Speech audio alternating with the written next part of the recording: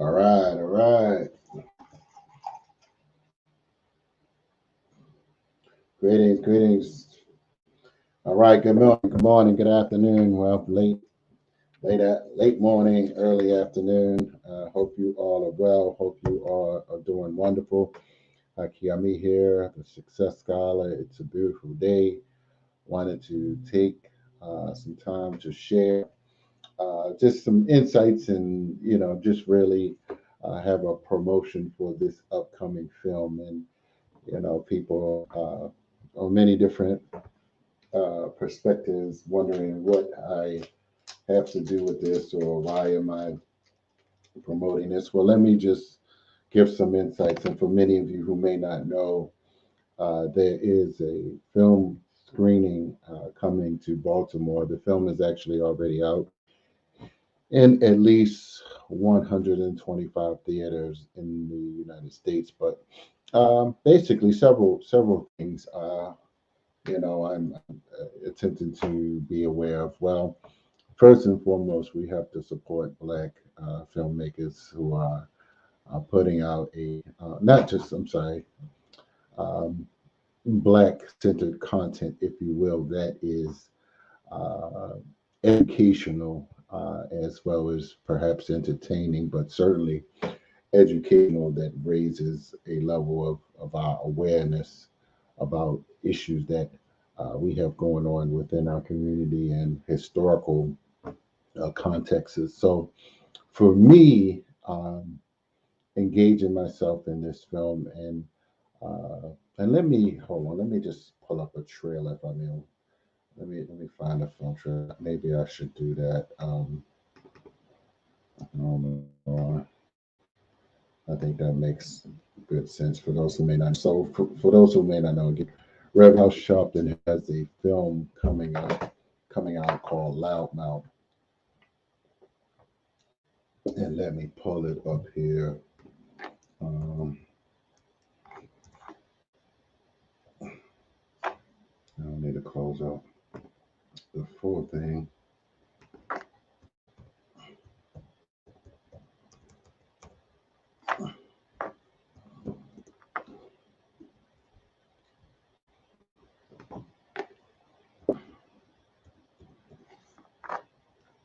Okay, but so many people know I've been active in the Baltimore area for quite some time, as well as in the state of Maryland, Prince County. As I mentioned, we need to educate ourselves about various issues. And one thing that I'm really attempting to understand, there seems to be a sort of fascination, or and I know that it's very highlighted in our community with the assassination of Dr. King.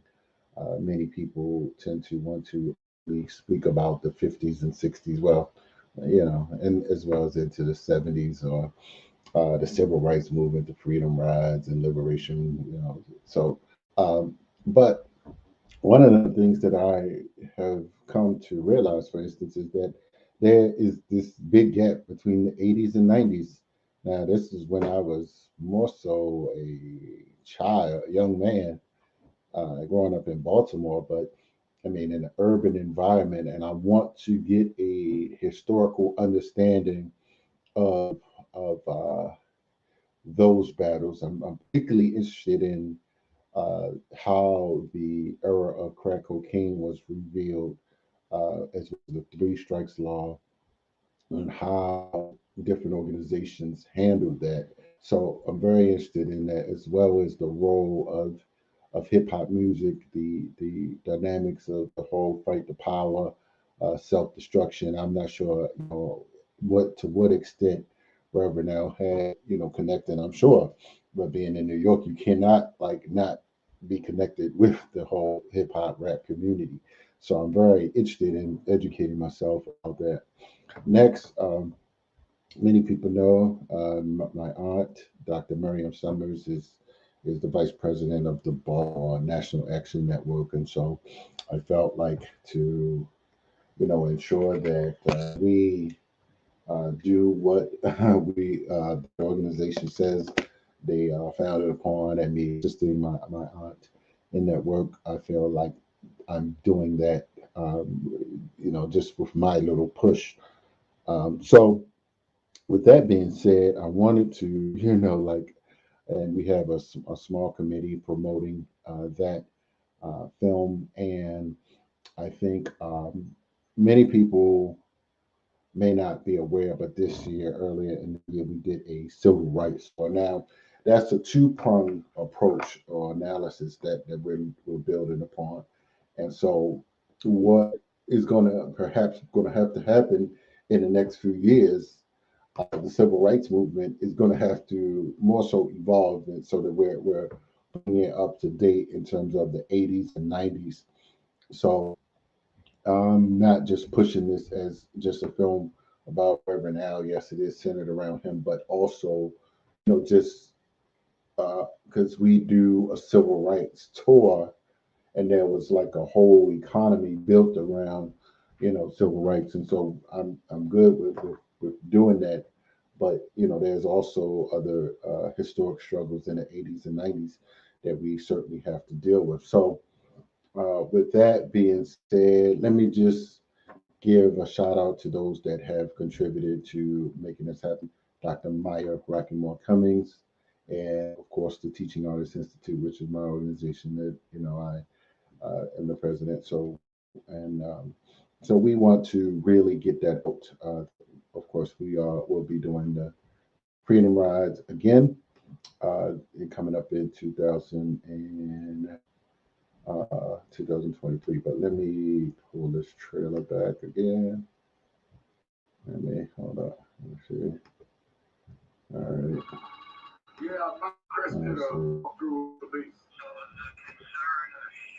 We get threats all the time. I'm not going to not be around. Well, give me the Reverend Alfred Sharpton, chairman of National Youth Movement. We just buried him. And the only thing he did wrong was he was born on the wrong side of the track. In New York City in the 80s, what we want to say, people did not want.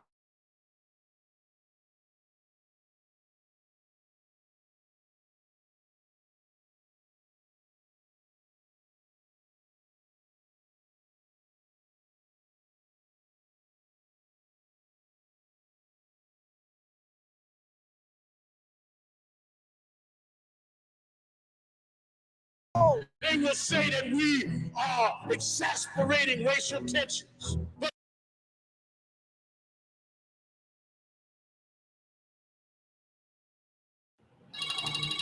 yeah, Mike, Chris did a walkthrough with the police. So the concern of shooter? We get threats all the time. I'm not going to not do the rally. One, give me your name. Reverend Alfred Sharpton, chairman of National Youth Movement. We just buried a boy, and the only thing he did wrong was he was born on the wrong side of the tracks. In New York City in the 80s, what we wanted to say, people did not want to hear. So you had to be loud because you were not invited to address the public. So they can't ride us fire. They don't need to ride. This is the beginning of a civil rights movement in New York. It's all the media's fault. These things should be kept quiet. Now shop and go home. They will say that we are exasperating racial tensions, but the people know the truth. George Floyd's story has been the story of black folks. There's a truth. We talk about calling for a big march. We won't put 200,000-300,000 people in Washington. If the question comes from the media about looting, he wanted to pass to you to set the tone. Couldn't breathe. I understand the anger. I've been fighting these issues for decades. Anytime you start shaking the root of this system, then you're going to have a discredit campaign. No justice! Senator Schumer, we have not had the legislative response to the litany of cases of policing all the way from Rodney King to now. 2020, we must deal with police brutality. We've got to turn these stations upside down. All of our lives you had to fight to make sure that you control the story. I want the folks at CBS to know if you can't tell the story right, Don't tell him at all. You got to be able to raise the theater level to where you don't lose control, but it is dramatic enough that you can't be ignored either.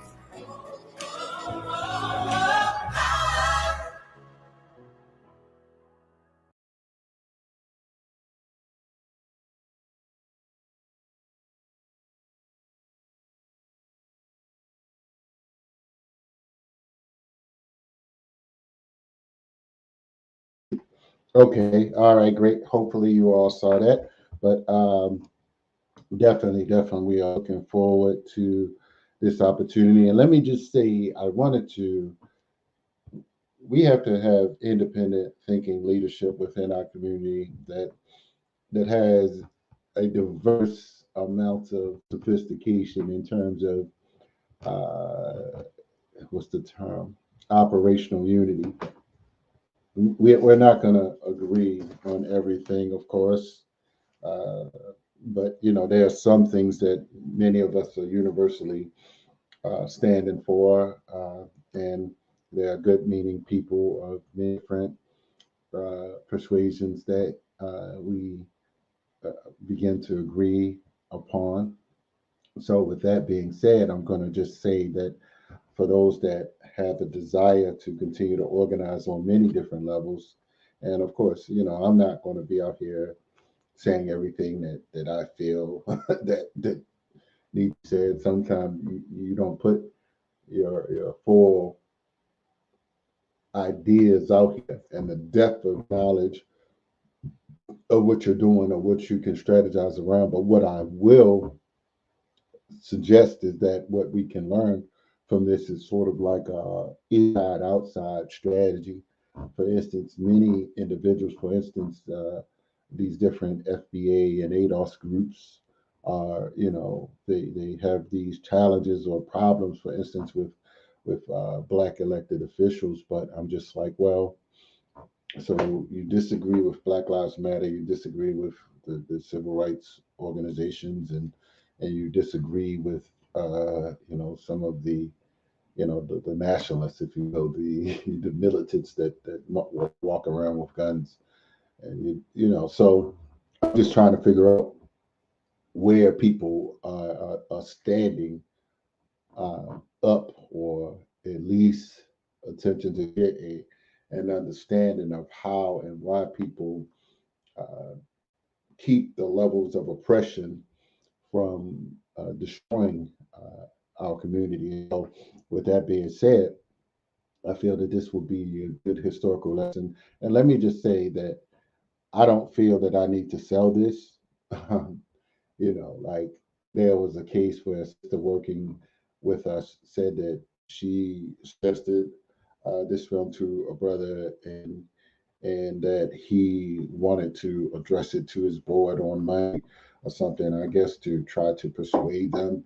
And I'm like, if his boy is not aware, or if your organization or your network can't think for themselves, or and it may be relevant or irrelevant to some people.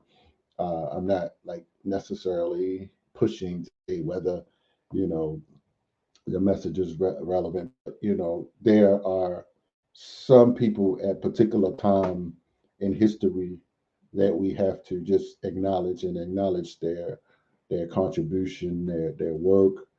Uh, Reverend Al Sharpton was almost killed. He was stabbed, actually. And so, like, would we, for instance, have had mourned him like we mourned Dr. King? I'm just like curious. I'm very curious if that was a reality. Would there have been a push for a national holiday?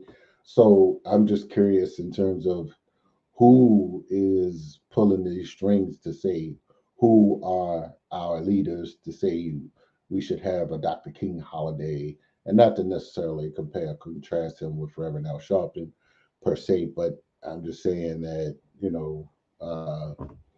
just demographics, and I know that a large scale of Black people are connected to the Black church in the South, and perhaps that being up north, it's a different dynamic, of course. Blacks aren't as, connected historically to the Black church. As a matter of fact, many during that migration period, many Black folks actually were not as connected to the Black church as they were during that period. And so I can see how, for instance, the Black church still had a level of psychological and emotional and spiritual connections to many Black people during those times.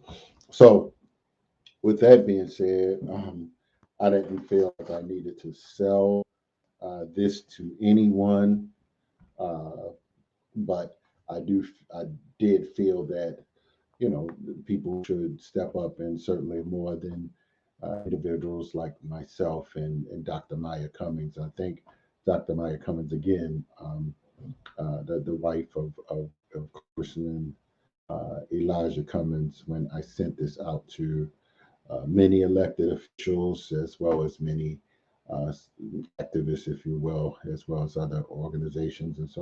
And perhaps sometimes we need Black church members to really get on board and to make things happen. But when you have people who have connections to churches or a particular church, and they want their church to get like shine, for instance, comparative to other things, there's still that dynamic going on. But anyway, December the 21st at the Charles Theater, and yes, we did try to get the next next next phase. I'm sorry, not next phase, but the next class act, whatever it's called. I'm sorry, the Black owned theater, but we're still waiting on a response, and we haven't heard from them. Although we tried many different ways to reach them, so unfortunately, we've been unsuccessful in that attempt. So, with that being said, I would just want to encourage everyone, December the 21st, 7 to 9 p.m.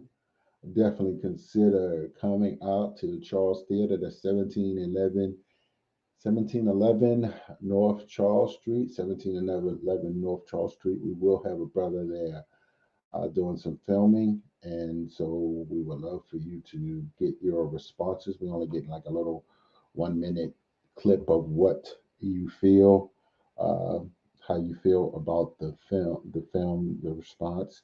So please consider. You can go to the Charles Theater website, the Charles Theater. You can click on the different movies. Like I'm getting ready to go buy a few for a few individuals. So, but please, please, please do join us. The Baltimore National Action Network and many others, many others. We got about 50 something tickets sold. It can fit 100 something. So definitely, let's get it popping. Let's spruce it up. Let's make it happen, y'all. So definitely subscribe, like, share, and click the notification button, so that you could be present when I go live at any time.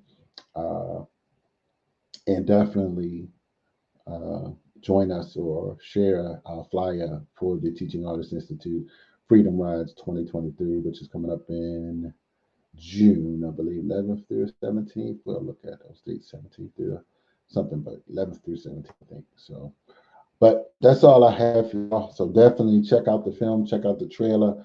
Do share this. All right. Peace and blessings. Haki Ami, the Success Scholar, Teaching Artists Institute. Thank you. Peace.